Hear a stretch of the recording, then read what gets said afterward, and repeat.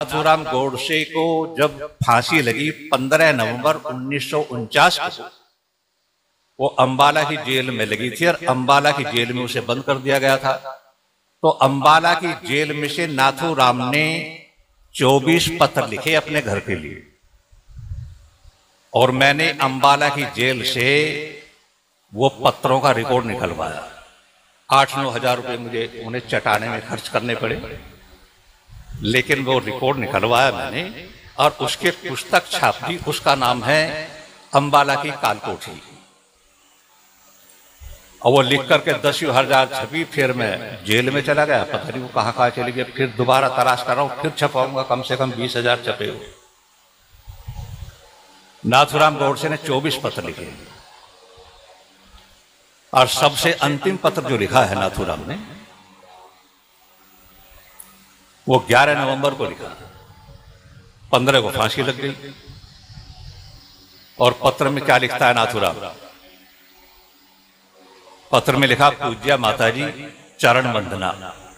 अपनी मां के लिए लिखता। और क्या लिखा उसमें? माताजी, मुझे पता चला है कि जिस दिन से मुझे फांसी बुली है तुम रात दिन रोती रहती हो। माताजी, बचपन से ही देखता था कि तुम रोजाना गीता पढ़ती थी। मेरी मैया ये बता, तुझे गीता पढ़ने का फायदा क्या हुआ?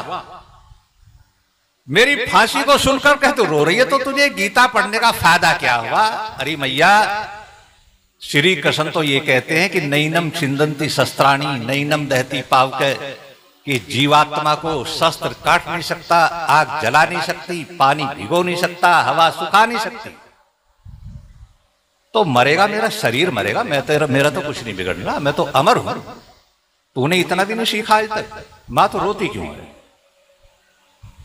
और तू एक काम कर, तेरा रोना बंद हो जाएगा।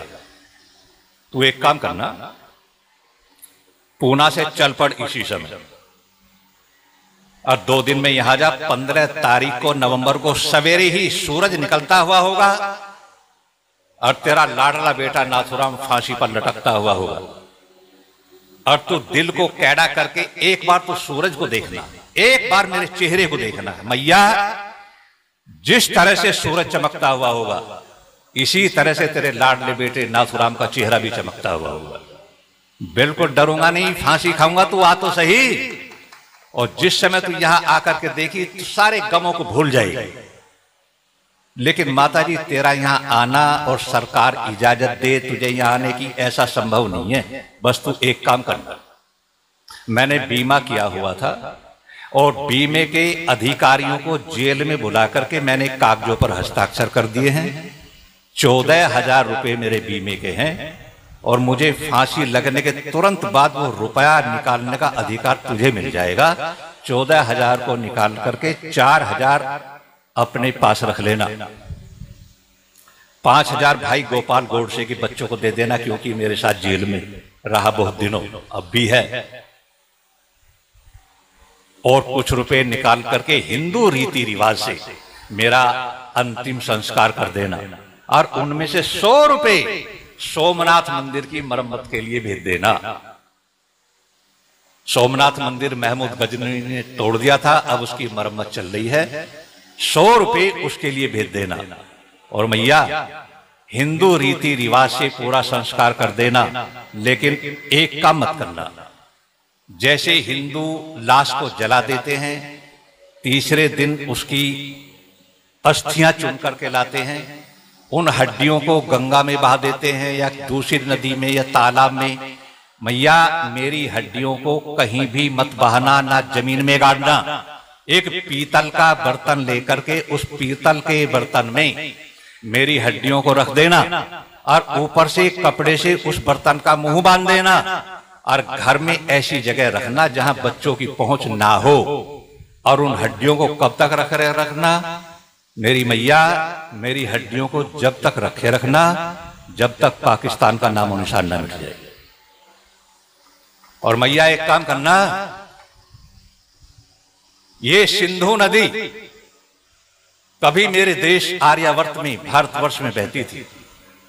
इसके किनारे पर बैठकर के ऋषि मुनियों ने वेदों को लिपिबद्ध किया, दर्शन शास्त्र उपनिषद लिखे, रामायण महाभारत लिखे, लेकिन आज वो पराई हो गई है। लेकिन ज्यादा दिन नहीं रहेगी। मुझे लगता है कि जल्दी से जल्दी पाकिस्तान का नाम निशान मिटेगा, और मैया जिस दिन पाकिस्तान का नाम और निशान मिट जाए उस दिन मेरी हड्डियों को लेकर के सिंधु नदी में बहा देना। बोलो देशभक्त कौन होगा? आपने सुन लिया और मान लिया, यही चला आ रहा। दूसरा तो कोई क्या कहेगा, आर्य समाज के विद्वान नहीं कहते। और देखो नाथुराम गौडसे एक बड़े गजब की बात कह गया कि आर्य समाज ने वतन के लिए बहुत कुर्बानी दी, लेकिन कुछ आर्य समाज ऐसे थे जो दोगले थे, वो कांग्रेसी भी बने रहे और आर्य समाज भी बने रहे। जबकि आर्य समाज और कांग्रेस के विचारों का कोई भी तालमेल नहीं है। और मैं विचारता हूं कि ये आर्य समाज यदि कांग्रेस से हट करके अलग अपना राजनीतिक दल बना लेते तो पूरे हिंदुस्तान के लोग आर्य समाज को वोट देकर किसी दयानंद के चेले को हिंदुस्तान की गद्दी पर बैठा देते। लेकिन ये उधर आर्य समाजी बने रहे, उधर कांग्रेसी बने रहे और उनके तलवे चाटते रहे, इसलिए मारे गए। इसलिए उनको कोई नहीं पूछ रहा। कह रहा मेरी हड्डियों को उस नदी में बहा देना।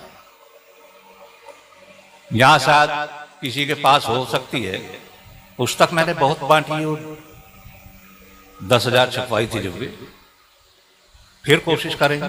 मैं आपसे निवेदन ये कर रहा हूं, मैं आपसे निवेदन ये करना चाहता हूं कि अब तक जितनी भूलें हुई और तुम आंख मीच करके मानते रहे, आर्य समाज के सत्संग में आकर के भी इसके बाद भी आदमी यदि अंधा बना रहता है तो फिर उसकी आंखें खुलने वाली नहीं। आर्य समाज से भी आंखें नहीं खुली तो उसकी आंखें कोई नहीं खोल सकता। मैं कोशिश करता हूं आपकी आंखें खुले, तुम सोचने के लिए तैयार हो। जितने मैंने बताए डेट बाय डेट, पृष्ठ का पृष्ठ तलक बता दिया मैंने आपको। और आपको पुस्तक पढ़नी है तो कहां मिलेंगी?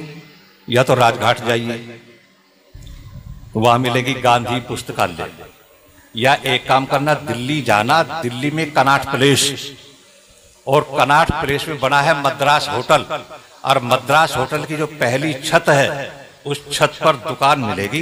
दुकान का नाम है सस्ता साहित्य मंडल, वो यहाँ पुस्तक मिलेंगी। और एक पुस्तक है महात्मा गांधी पूर्ण आहुति, गांधी के प्यारे शिष्य प्यारेलाल की लिखी हुई है। वो 4 खंडों में है। अब से 35 साल पहले मैंने खरीदी थी, जब चारों पुस्तक 100 रुपए की थी। अब बढ़ गई होगी, 35 साल हो गए। चारों पुस्तक, उसका नाम है महात्मा गांधी पूर्ण आहुति।